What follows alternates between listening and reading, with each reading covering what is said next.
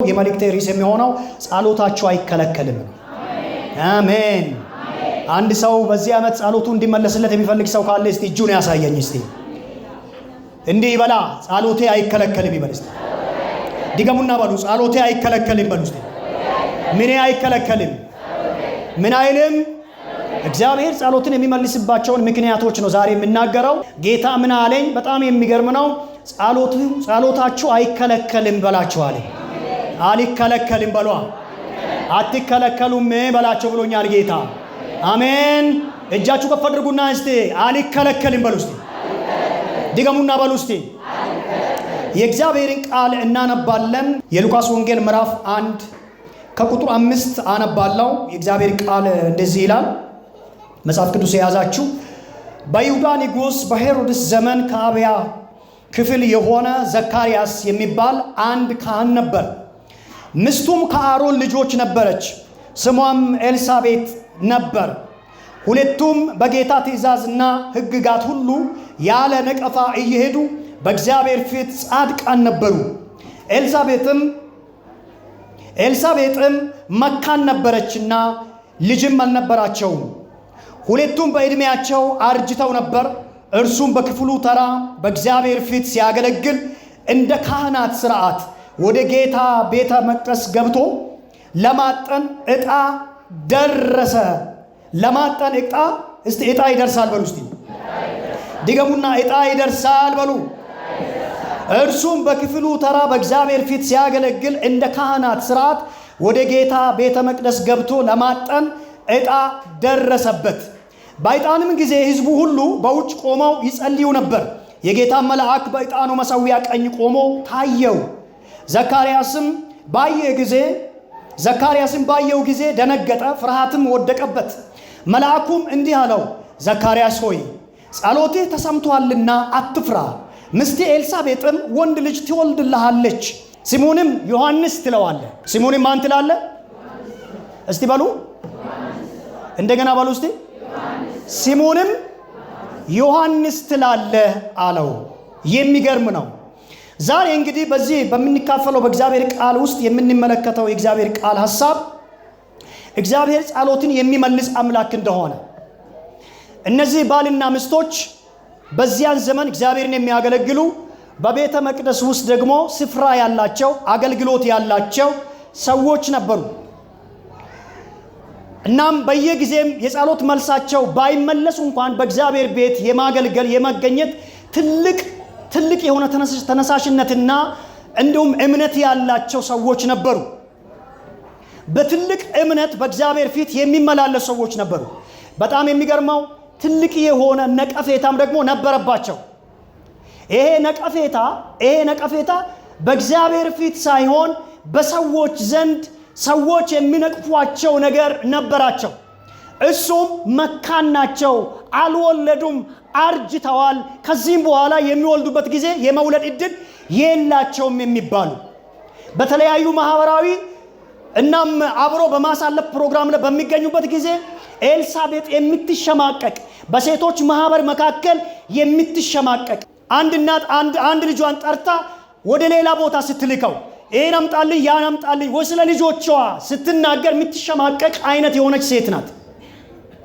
ግን ደግሞ መጽሐፍ ቅዱስ ሲናገር በእግዚአብሔር ሕግና ሥርዓት በእግዚአብሔር ቤት በእግዚአብሔር ቃል ቅድስናን በተመለከተ በእግዚአብሔርን ማምለክን በተመለከተ አምልኮን በተመለከተ ቃሉን ማክበርን በተመለከተ የእግዚአብሔር ቃል ማክበር በተመለከተ ቅድስናን በተመለከተ ደግሞ ያለ ነውር የነበሩ ሰዎች ናቸው። ያለ ነውር። ሁለቱም ደግሞ ከካህናት ቤተሰብ ናቸው። ኤልሳቤጥም ካህኑም ዘካርያስም ከካህናት ዘር ከካህናት ቤተሰብ የነበሩ ናቸው። ተመልከቱ። ከአገልጋይ ቤተሰብ፣ አገልጋይ ነው፣ ነቢይ ነው፣ ፓስተር ነው፣ ወንጌላዊ ነው፣ ዘማሪ ነው። ግን ደግሞ በእነሱ ቤት እንዲህ አይነት ነገር አለ። ይቸገራሉ፣ ያጣሉ፣ መከራ አለባቸው። ህዝቡን እያገለገሉ ህዝቡ የሚያማቸው አይነት የድል ቃል ይናገራሉ። ያጥናል፣ ይገባል፣ ወደ ቤተ መቅደስ ይገባል፣ ወደ ቤተ መቅደሱ ገብቶ ያጥናል፣ ይወጣል፣ ይገባል፣ ይጸልያል፣ ብዙ አይነት ነገር ያደርጋል። ነገር ግን ደግሞ በህይወቱ በቤታቸው አንድ የጎደለ ነገር ያላቸው ሰዎች ናቸው። የጎደለ ነገር ጎደሎ ነገር ያላቸው ሰዎች ነበሩ። በእግዚአብሔር ሕግ ግን ሙሉ ቢሆኑ በሰው እይታ የጎደላቸው ነገር ነቀፌታ የነበራቸው ሰዎች ነበሩ። ልጅ የላቸውም የሚል ነቀፌታ፣ አይወልዱም የሚል ነቀፌታ፣ ባዶ ነው ቤታቸው የሚል ነቀፌታ። ግን ጸሎታቸውን አያቆሙም ነበር። መጸለይን አያቆሙም ነበር። ማጠንን አያቆምም ነበር። ዘካርያስ ከቀናት አንድ ቀን እንደ ወትሮ ዛሬ እንደ መልአኩ መጥቶ እንደ እግዚአብሔር ተናግሮኝ ልጅ ይወልዳለሁ ብሎ አስቦ ሳይሆን እንደ ቀድሞ በዕጣው ተራ በሱ ተራ ወደ ቤተ መቅደስ ገብቶ ለማጠን በገባበት ሰዓት ላይ ሥርዓቱንና ሕግጋቱን እየፈጸመ እያለ የጌታ መልአክ መጣና ከአጠገቡ ቆመ። እሱም የጌታ መልአክ ገብቶ ከአጠገቡ መቆሙን አየ ይላል። ዛሬ እንደዚህ ብዬ ነው የምነግራችሁ፣ የእግዚአብሔርን በረከት ታያላችሁ። የእግዚአብሔርን መልእክተኛ ታያላችሁ። አልጠበቀም። የእግዚአብሔር መልአክ ይመጣል ብሎ አልጠበቀም። መልአኩ ከአጠገቡ መጣና ቆሞ እንደዚህ አለ፣ ዘካርያስ አለው። አቤት አቤት! የሰማይ ጥሪ ትሰማላችሁ። አሜን አሜን! እንዴት ደስ ያሰኛል! ዘካርያስ የሚል እንደ ቀድሞ ስለ ልጅ ስለ ሰዎች ስለሚነቅፉት ነገር የላችሁም ስለሚባለው ነገር ይሄ ሰው በፍጹም በዛን ሰዓት ላይ ሐሳብ የለውም። አርጅቷል፣ ሚስቱ መርጅታለች፣ እሱ መርጅቷል። አሁን ግን ጊዜ የማልፍበት ዘመን የማልፍበት ሰው በቃ ስል ከዚህ በኋላ ሞቷል ተደምድሟል ሲባል መጥቶ የሚሰራ እግዚአብሔር መልአኩን ልኮ ከአጠገቡ ዘካርያስ ሆይ አለ፣ ጸሎትህ ተሰምቶልሃል። አሜን። የመጀመሪያው ቃል ትንቢት አይደለም የነገረው፣ እንዲህ ይሆንልሃል አይደለም ያለው። ጸሎትህ አንድ ሰው ይናገር፣ ጸሎትህ አንድ ሰው ይናገር፣ ይሆንለታል። ጸሎትህ ትንቢት አይደለም እኮ የነገረው። በሚቀጥለው ቀን እንዲህ ይሆንልሃል አላለውም። ጸሎትህ የተፈጸመ ነገር ነገረው። ዛሬ ነግራችኋለሁ፣ የተፈጸመ ነገር በቤታችሁ ይመጣል። የተፈጸመ ነገር በዚህ ሳምንት ውስጥ ትቀበላላችሁ። ተሰርቶ የጸሎት መልስ ትቀበላላችሁ። ጸሎትህ ተሰምቶልሃል። ጸሎትህ ምን ብሎልሃል? አንድ ሰው እንደዚህ በል፣ ጸሎቴ ተሰምቶልኛል በሉ እስቲ። እውነት እላችኋለሁ አላችሁ በዚህ ጉባኤ መካከል 18 ሰዎች አላችሁ። ጸሎታችሁ ተሰምቷል። ጸሎታችሁ ተሰምቷል። ጸልያችሁ የረሳችሁን ጸሎት ነው። የጌታ መንፈስ እንደዚህ አለ፣ ጸልያው ደጋግመው ጸልያው የረሱት ጸሎት ነው፣ ግን በመልስ መጥቷል ይለኛል። ጸልያችሁ የረሳችሁት ጉዳይ በመልስ መጥቷል። እርጅና የማግደው፣ ድካም የማግደው፣ የሰው ወሬ የማግደው የእግዚአብሔር መልእክት መጣ። መልአኩ መጣና እንደዚህ አለው፣ የዛሬ ዓመት ሚስት ኤልሳቤጥ ወንድ ልጅ ትወልድልሃለች። ቀጥታ ጌታ ስሙ የተመሰገነ ይሁን። ምን ስለሆነ? ጸሎትህ አንድ ሰው ይናገር ዛሬ። ጸሎትህ ስለተሰማ ምን ትሆናለህ? ወንድ ልጅ። አቤት አቤት አቤት! አሜን። ወንድ የሆነ ነገር፣ ጠንካራ የሆነ ነገር ጌታ መንፈስ ቅዱስ ዛሬ ይናገረኛል። በእናንተ እጅ ላይ ይወለዳል። እግዚአብሔር የሚወለድ ነገር ወደ እናንተ ቤት ያመጣል። የሰው ሕግ የማግደው አይነት የሆነ አሜን፣ ሳይንስ ሊያስቀረው የማይችለው አይነት የሆነ በእግዚአብሔር ክንድና በሱ አሰራር የተሰራ የሆነ የእግዚአብሔር በረከት በቤታችሁ ይወለዳል። ሚስትህ ኤልሳቤጥ እሷ እኮ በቦታው የለችም። ቀጥታ እኮ የምናገረው ሚስቱ ኤልሳቤጥ እንዳረጀች ያውቃል እኮ። እንዳረጀች በደንብ አድርጎ ያውቃል። ማን? ዘካርያስ። እግዚአብሔር እያረጋገጠለት ያለው ኤልሳቤጥን መልአኩ የኤልሳቤጥን ሚስት ኤልሳቤጥ ብሎ እንዲናገር ያደረገበት ምክንያት ስላለ ነው። ዝም ብሎ እንዳይመስላችሁ። ወንድ ልጅ ትወልዳለህ፣ በሚቀጥለው ዓመት ወንድ ልጅ ይወለድልሃል ብል እኮ ከኤልሳቤጥ እንደሆነ አስብማ የሰው። ምክንያቱም እሷ ጋር ሁሉ ነገር አልቋል። አሁን ግን መልአኩ ምንድነው የሚለው? ሚስትህ ኤልሳቤጥ ወንድ ልጅ ትወልድልሃለች።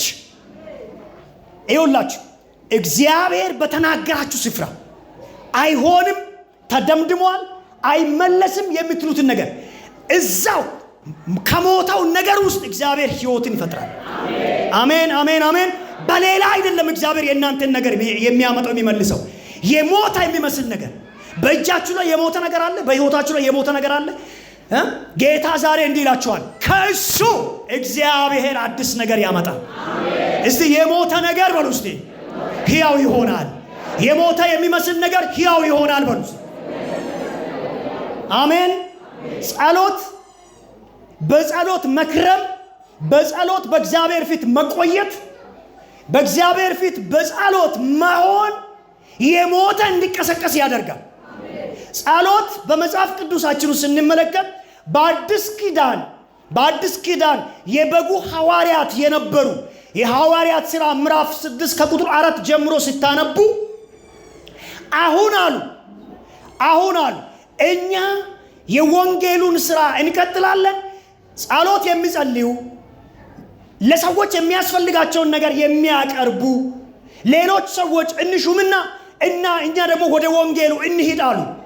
ጸሎትና የእግዚአብሔር ቃል የክርስትና ሕይወት ትልልቅ እሴቶች እንደሆኑ እንመለከታለን ማለት ነው። በጸሎት የተጠየቀን ነገር እግዚአብሔር ሳይመልስ አይቀርም። በጸሎት የተጀመረ ነገር ውብ ይሆናል። ጸሎት የተጨመረበት ሕይወት መልካም ይሆናል። በጸሎት የከረሙ ሰዎች እንዲሁ ወደ መቃብር አይወርዱም። ከዛም በኋላ እኮ ኤልሳቤጥና ዘካርያስ ልጅም ከተወለደላቸው በኋላ ወሬው ቀጥሏል። ሰው እንደሆነ ለማውራት ነው የተፈጠረው። ወሬው ምን የሚል መሰላችሁ? አይ ይሄ እግዚአብሔር መስጠቱ ካልቀረ ለማይቀር እንደው ወገባቸው ከጎበጠ በኋላ እንደው ከልጅ ጋር ተሯሩጠው ደስታን በደንብ የልጅ ደስታ ጥግብ በሚሉበት ጊዜ ቢሰጣቸው ምን አለበት? ሃይ እግዚአብሔር እንደው በጊዜ በወጣትነታቸው ቢትሰጣቸው። አሁን እኮ ከልጃቸው ጋር ተሯሩጠው እኮ ልጃቸው ማጫወት አይችሉም። የለማ ወገብ ተሰብሯል፣ ሰውነት ሁሉ አልቋል፣ አርጅተዋል፣ ወሬው ቀጥሏል። እግዚአብሔር በሚሰጥበት በማንኛውም መልስ በሚመልስበት በማንኛውም ጊዜ አላረፈደም። እስቲ አላረፈደም በሉ እስቲ። አርፍዷል የምትሉ በርካታ ሰዎች አላችሁ። መቼም እግዚአብሔር መልስ ሲያመጣ ያረካል። አሜን። አላረፈደም በሉ እስቲ። አላረፈደም። ጎረቤት፣ መንደር፣ ሰፈር ላይ እንደተወለደ ልጅ አይደለም የተወለደው። እግዚአብሔር ቆይቶ የሰጣቸው ልጅ እኮ የሽማግሌዎችን ልብ ወደ ልጆች፣ የልጆችን ወደ ሽማግሌዎች የሚያመጣ የጌታ የኢየሱስ ክርስቶስ አምላክ ሰው የሚሆንበትን ፕሮግራም ከፊት የሚመራ ታላቅ የሆነ ሰው ነው። በመወለዱ ምን ይሆናል ነው የተባለው? ተድላና ደስታ ይሆናል። ለሰው ልጆች ሁሉ በረከትን ይዞ የመጣ ዮሐንስ ዛሬ እላችኋለሁ የዘገየ ጸሎት መልሳችሁ ለእናንተ ብቻ ሳይሆን ለቤተሰብ፣ ለቤተ ክርስቲያን፣ ለሀገር ደስታና ተድላ የሚሆን በረከት ይወለዳል። ጸሎታችሁ ይህንን ይዞ ይመጣል። አሜን። እግዚአብሔር ጸሎትን የሚመልስበት ምክንያት ልናገር። እግዚአብሔር ጸሎትን ለምንድን ነው የሚመልሰው? ጸሎትን የሚመልስበት የመጀመሪያው ምክንያት አባት ስለሆነ ነው። ምን ስለሆነ? እስቲ በሉ ምን ስለሆነ? አባት እኮ ልጅየው ወይንም ልጁ ኮልተፍ እያለ ቢያወራ የማይገባውንም ነገር ቢጠይቀው በወቅቱ የማያስፈልገውንም ነገር ቢጠይቀው አባት ተገንዝቦ አሁን የሚያስፈልገውን ነገር ይሰጣል አይሰጠውም? ለልጁ ይሰጣል አይሰጠውም? ይሰጣል። የጠየቀውን ነገር በዚያን ሰዓት ላይ ያደርግለታል። እግዚአብሔር ጸሎትን የሚመልስበት ምክንያት ጽድቃችን አይደለም። እግዚአብሔር ጸሎትን የሚመልስበት ምክንያት ካህን ስለሆንን አይደለም። እግዚአብሔር ጸሎትን የሚመልስበት ምክንያት አገልጋይ ስለሆንን አይደለም። እግዚአብሔር ጸሎትን የሚመልስበት ምክንያት ህዝቡ ስለሆንንም አይደለም። እግዚአብሔር ጸሎትን የሚመልስበት ምክንያት ሁሉ ጊዜ የምንጸልይ በጣም ትጉ ሰዎች ስለሆንን አይደለም። እግዚአብሔር ጸሎትን የሚመልስበት ምክንያት አባት ስለሆነ ነው። ጠላት የሚከሳችሁ ሰዎች ካላችሁ ያንተን ጸሎት እግዚአብሔር አይመልስም፣ ወድቀሃል፣ ጸሎት ተመሳሳይ ነው፣ መጸለይ አትችልም፣ ጸሎትም ደግሞ አይመለስም፣ የዛሬ ዓመት፣ የዛሬ 2 ዓመት፣ የዛሬ 3 ዓመት የጸለይከው ጸሎት አልተመለሰም፣ ስለዚህ አይመለስም ብሎ ጠላት የሚነግራችሁ ከሆነ እግዚአብሔር ጸሎትን የሚመልሰው አባት ስለሆነ ነው። ጸሎታችሁ ይመለሳል። አትከለከሉም። ኤልሳቤጥና ዘካርያስ ጸሎታቸውን አልተከለከሉም። እግዚአብሔር ጸሎታቸውን ሰጣቸው። ዛሬ እላችኋለሁ ጸሎታችሁን ትቀበላላችሁ። እስቲ ጸሎቴን እቀበላለሁ አልከለከልም በሉ እስቲ። በትክክል ባንጸልይ አርሞ የሚሰማን፣ በትክክል ባንጸልይ ትክክል ያልሆነ ጸሎት እንኳን ብንጸልይ አርሞ የሚመልስልን፣ ምን ለማለት እንደፈለግን፣ ምን ለመጠየቅ እንደፈለግን ችሎታችንን አቅማችንን መጥኖ በአባትነት ፍቅሩ መጸለይ የማንችል ወይንም የምንጸልየው ጸሎት ትክክል እንኳን ባይሆን አርሞ ጸሎቱን መመለስ የሚችል አባት ነው እግዚአብሔር። አሜን አሜን። ሁሉ ጊዜ ደስ የሚለኝ እግዚአብሔር ጸሎቴን አርሞ ስለሚመልስልኝ። አርሞ ትክክል ያልሆነ ቢጠይቀው እግዚአብሔር ጸሎቴን አርሞ ይመልስልኛል። ይሄን አምናለሁ። ሲሆንም ደግሞ አይቻለሁ። ለምን? አባት ስለሆነ። እስቲ እግዚአብሔር አባት ነው በሉ እስቲ። አባት ለልጁ ትልቅ ፍቅር አለው አይደለም? እግዚአብሔር ምንድን ነው? እስቲ እጃችሁ ከፍ አድርጉና እግዚአብሔር አባት ነው በሉ እስቲ። ጸሎቴን ይመልሳል በሉ እስቲ። ምን ያደርጋል እግዚአብሔር? ጸሎትን ይመልሳል። ጸሎትን ይመልሳል። ወደና አስቴርና መርዶክዮስ በምንሄድበት ጊዜ በ127 ሀገራት አይሁድ የተባለ ሕዝብ እንዲሞት ተብሎ ሕግ በወጣበት አጋጋዊው ሃማ የሚባለው ክፉና ተንኮለኛ ሰው ላይ በጣም ክፉና ተንኮለኛ ሰው ነው ይላል መጽሐፍ ቅዱስ። ሃማ ክፉ ሰው ነው። መክሮ አስመክሮ በንጉስ ደግሞ ዘንድ ተቀባይነት አግኝቶ መክሮ አስመክሮ በ120 ሀገራት አይሁድ የተባለ ሁሉ እንዲረሸን ብሎ በፈጸመ በጨረሰ ሰዓት ሁሉ ነገር አልቆ በተፈጸመ ሰዓት ሁሉ ነገር ተደምድሞ ንጉስ በቀለበቱ አትሞ ሁሉ ነገር በቃ አልቋል በተባለ ሰዓት ለ127 ሀገራት ደግሞ ደብዳቤ ደርሶ በ127ቱ ሀገራት ላሉ ነገስታት አይሁድ የተባለ ዘር አይሁድ የተባለ ከሕፃን እስከ ሽማግሌ ያለ ሁሉ በመንግስታችሁ ውስጥ ብኖር በከተማችሁ ውስጥ ብኖር በገጠርና በከተማ ብኖሩ ሁሉም በዚህ ሰዓት በዚህ ወር በዚህ ቀን በዚህ ሰዓት ባሉበት ሁሉ እንዲሞቱ እንድትረሽኗቸው እንድታጠፏቸው የሚል ሕግ ደብዳቤ ደርሶ ተፈጽሞ ባለበት ጊዜ አስቴርና መርዶክዮስ ለመጸለይ ተነሱ። መርዶክዮስ በንጉስ ደጅ ላይ ቁጭ ብሏል። እግዚአብሔር ያስቀመጠው ሰው ነው። ቁጭ ባለበት ይጸልያል። ወሬውን ይሰማል፣ ዜናውን ይሰማል። ስፍራውን ግን አልለቀቀም። አትልቀቁ። ወሬ ብትሰሙ ስፍራችሁን አትልቀቁ። ከስፍራ የሚያስለቅቁ ሰዎች ሊመጡ ይችላሉ። ክፉ ሰዎች ሊያስወሩባችሁ ይችላሉ። አትልቀቁ። ሃማ የሚባለው ሰው እግዚአብሔር ያስቀመጠውን ሰው ለመግፋት ሞከረ። ቢገፋው እዛው ነው። እስቲ ቢገፋ አልወድቅም በሉ እስቲ። ተናገሩ። ቢገፋ አልወድቅም በሉ በሉ። እግዚአብሔር የተከለውን የሚነቅል አለ። እግዚአብሔር ያስቀመጠውን የሚያነሳ አለ። እግዚአብሔር ያቆመውን ገፍትሮ የሚጥል ኃይል አለ። ዛሬ እላችኋለሁ እግዚአብሔር የተከላቸው አይነቀሉም።